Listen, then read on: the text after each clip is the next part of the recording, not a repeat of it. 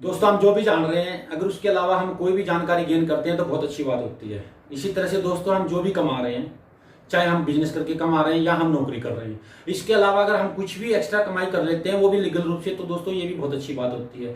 तो इसी विषय को ध्यान में रखते हुए दोस्तों, इसी चीज को मैं ध्यान में रखते हुए एक और वीडियो आपके लिए बनाने जा रहा हूँ। इस वीडियो को कृपया करके पूरा देखना क्योंकि ये वीडियो आपके लिए बहुत ही एक यूजफुल होने वाला है दोस्तों। ओके दोस्तों, चलो आगे बढ़ते हैं। जय हिंद, मैं सूबेदार मेजर रमेश कुमार, रिटायर्ड दोस्तों, और mutual fund SEBI registered mutual fund distributor और stock broker of Aditya Birla stock money.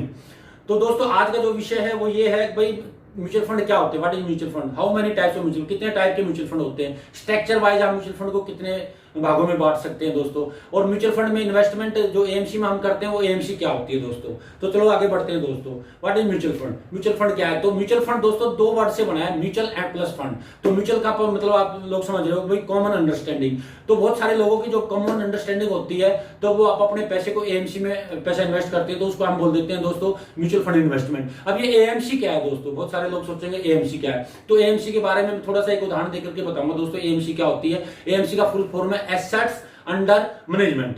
तो दोस्तों उदाहरण के रूप में मान लो कोई कॉर्पोरेट या कोई इंडिविजुअल का ग्रुप बैंक खोलना चाहता है, तो वो क्या करेंगे, आरबीआई को अपने डॉक्यूमेंटेशन जो भी एक लिस्ट ऑफ डॉक्यूमेंट्स है उसको अप्रूवल के लिए भेजेंगे।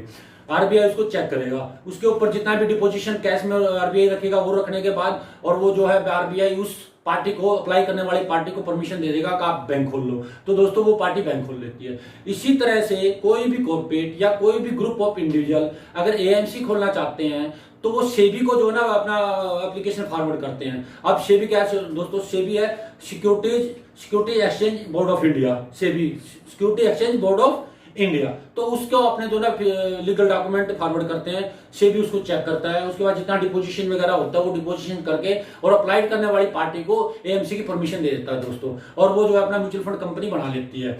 तो फिर जो है ना लोग उसमें इन्वेस्टमेंट करते हैं। अब जो पैसा उनके पास आया उस पैसे को वो कैसे इन्वेस्ट करते हैं उसके बारे में मैं आपको बताऊंगा दोस्तों। मान लो किसी एएमसी के पास 100 करोड़ रुपया आ गया, 1000 करोड़ रुपया आ गया मान लो। अब उस 1000 करोड़ को वो लोग कैसे इन्वेस्ट करेंगे दोस्तों। उनका एक ट्रस्टी होता है और एक जो है ना मैनेजर्स ऑफ बोर्ड होता है दोस्तों। तो वो लोग जो है पूरा एनालाइज करके मार्केट का फंडामेंटल्स का सारा और फ्यूचर में जो ना क्या प्रोस्पेक्टस है, तो उस हिसाब से पूरा एनालाइज करके कौन सा सेक्टर आने वाले टाइम में अच्छा करने वाला है, किस सेक्टर में ज्यादा डिमांड रहेगी, उन सबको मैनेजर रख के पूरा एनालाइज करके वो जो ना सेक्टर चुनते हैं दोस्तों।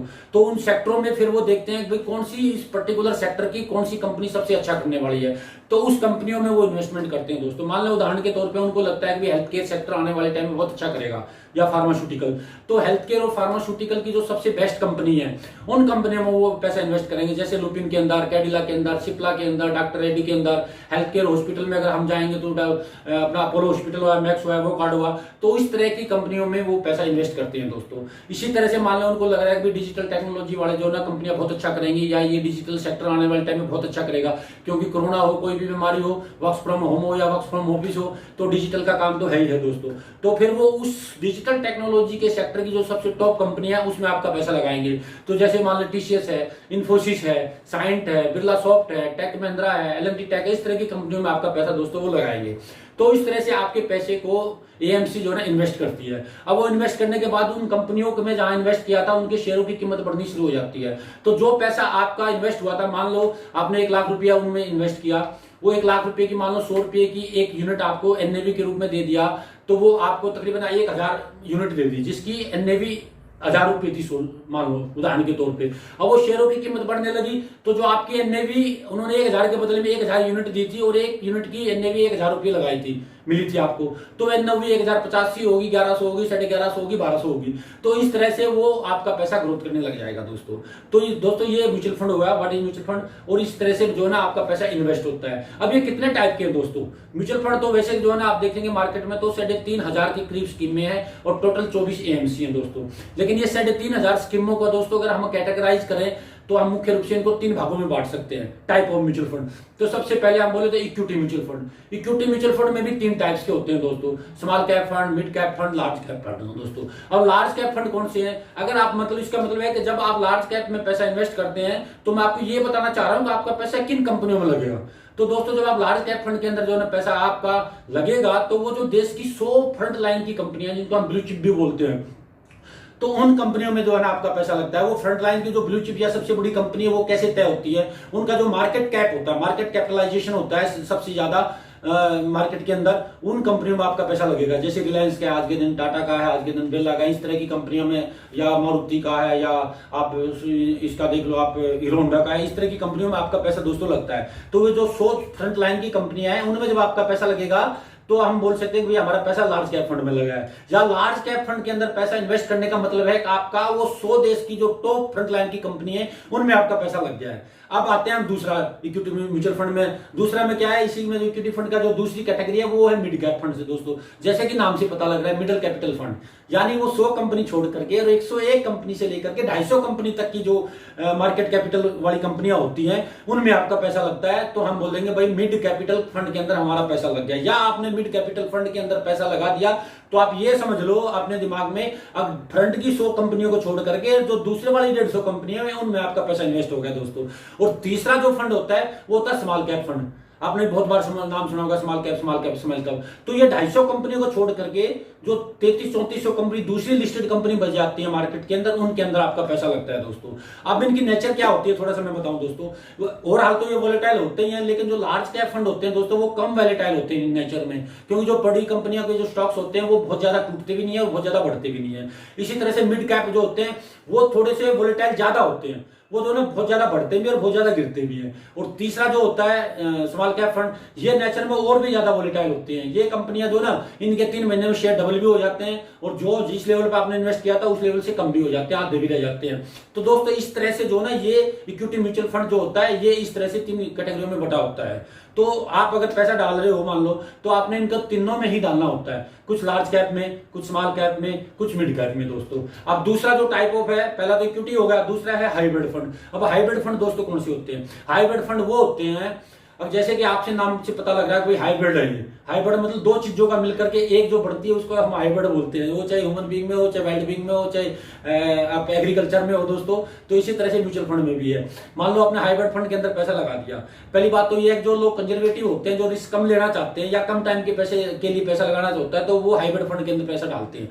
तो हाइब्रिड फंड मान लिया आपने 1 लाख रुपया डाला तो आपका 65-60 हजार रुपये जो लगेगा वो इक्विटी फंड में लगेगा, इक्विटी के अंदर लगेगा मतलब। और जो 40-45 हजार रुपए वो आपका पैसा बॉन्ड्स में लगेगा या आगे डेट पे दिया जाएगा। तो आपका एक कॉम्बिनेशन हो जाएगा। तो मार्केट गिरती है तो आपके फंड कम गिरेंगे, मार्केट बढ़ती है तो उतना ज्यादा आपको रिटर्न भी नहीं मिल पाएगा। अब जो तीसरे फंड होते हैं दोस्तों वो होते हैं डेबिट फंड या लिक्विड फंड, जैसे कि आपके नाम से पता लग रहा है। अब जो डेबिट फंड होते हैं दोस्तों ये भी 3 टाइप के होते हैं। एक होता है मान लो लिक्विड फंड, या हम बोले भाई शॉर्ट टर्म फंड या मिडिल टर्म फंड या लार्ज टर्म फंड। तो इनके जो नेचर होती है दोस्तों क्या होती है, इनकी नेचर होती है कि भाई आपने जो ये पैसा डाला है ये शेयर मार्केट में बिल्कुल भी नहीं लगने वाला है, या आगे बॉन्ड्स में लगेगा या कॉर्पोरेट एफडी में लगता है या गोल्ड वगैरह में लगता है। और यहाँ पे जो रिटर्न मिलते हैं वो भी आपको एक मिनिमाइज रिटर्न मिलते हैं। अगर आप इक्विटी की कंपेयर करेंगे तो यहाँ पे कुछ भी रिटर्न नहीं मिलेंगे आपको। लेकिन आप जो बैंक की एफडी से और पोस्ट ऑफिस की एमआईएस से या आप पोस्ट ऑफिस की आरडी से आप कंपेयर करेंगे तो उनसे ज्यादा रिटर्न ये आपको फंड दे देते हैं, डेबिट फंड। यहाँ पे जो आपको नॉर्मल रिटर्न मिलते हैं वो 6 से 9, 10, 11% तक साल में रिटर्न मिल जाते हैं। और इनकी एक सबसे बड़ी खासियत क्या होती है दोस्तों, ये आज आपने इन्वेस्ट किया, 1 हफ्ते बाद आपको पैसे की जरूरत है तो 1 हफ्ते बाद आप इनको निकाल सकते हो, और जो आप पैसा निकाला उसके ऊपर कोई भी आपको एग्जिट लोड नहीं लगेगा दोस्तों। तो इस तरह की नेचर होती है लिक्विड फंड की या डेबिट फंड की। इसमें एक और बात होती है दोस्तों, जब आप इक्विटी फंड को निकालोगे तो वो 3rd वर्किंग डे में आपके अकाउंट में पैसा होता है T+3। और लेकिन आप जब यहाँ पे पैसा निकालोगे, आज आपने मान लो 2:30 बजे से पहले कट ऑफ टाइम होता है, उससे पहले अगर आपने अपने मोबाइल से या लैपटॉप से या आपने मैसेज या आपने फिजिकल जाकर के एएमसी में या आपने कैंप्स में जाकर के रिक्वेस्ट दे दी रिडम्पशन की, तो अगले दिन वो 10-11 बजे तक आपके अकाउंट में पैसा आ जाता है दोस्तों।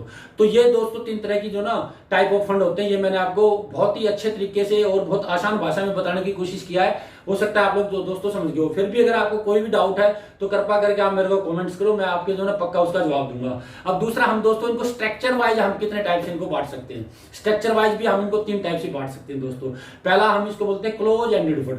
क्लोज एंडेड फंड दोस्तों वो होते हैं कि आपने पैसा इन्वेस्ट कर दिया आज, उसके बाद वो पैसा 1 साल, 3 साल या 5 साल के लिए वो फिक्स होगा एक एफडी की तरह से, लेकिन वो इक्विटी में लग गया है, वो फिक्स होगा। तो वो जो एक डेट आएगी 5 साल या 3 साल बाद, तभी वो पैसा निकलेगा, बल्कि ऑटोमेटिक आपके अकाउंट में वो पैसा आ जाएगा, वो डेट आएगी तो। दूसरा होता है दोस्तों ओपन एंडेड फंड, जैसे आपका पता लग रहा है ओपन से, ओपन मतलब खुला।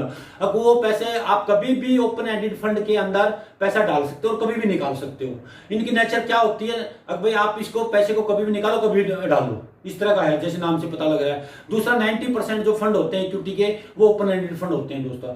तीसरा एक और फंड होता है दोस्तों, लेकिन उसकी बहुत ही मार्केट के अंदर वो उसकी जो तादाद होती है वो बहुत ही कम होती है, उसको बोलते हैं हम इंटरवल फंड। मतलब वो क्या है, 3 महीने में या 6 महीने में या 1 साल के अंदर एक डेट निकालते हैं, एक हफ्ते का एएमसी, भाई उसी टाइम के दौरान इस पर्टिकुलर स्कीम में आप पैसा डाल सकते हो और उसी टाइम आपका पुराना इन्वेस्टमेंट है तो वो निकाल सकते हो। तो दोस्तों ये होगा आपका जो ना म्यूचुअल फंड का, मैंने अच्छे से बता दिया है, कैटेगरी वाइज बता दिया, टाइप ऑफ म्यूचुअल फंड बता दिया है, म्यूचुअल फंड होता क्या है और जो म्यूचुअल फंड काम क्या करता है दोस्तों। अब लास्ट में बच गया दोस्तों, अब भाई टैक्सेशन क्या होता है इसमें। मान लो मैंने आज 5 लाख रुपए इन्वेस्ट किए, 5 साल बाद वो 10 लाख रुपए हो गए और 10 लाख को मैंने निकाला, तो मेरे को टैक्स के ऊपर क्या होगा दोस्तों। तो इसके ऊपर मैं थोड़ा सा प्रकाश डाल दूं आपको दोस्तों। एक तो मैं आपको ये बता दूं, क्लियर कर दूं, जो म्यूचुअल फंड के अंदर जो इन्वेस्टमेंट होता है वो बहुत ही टैक्स फ्रेंडली इन्वेस्टमेंट होता है।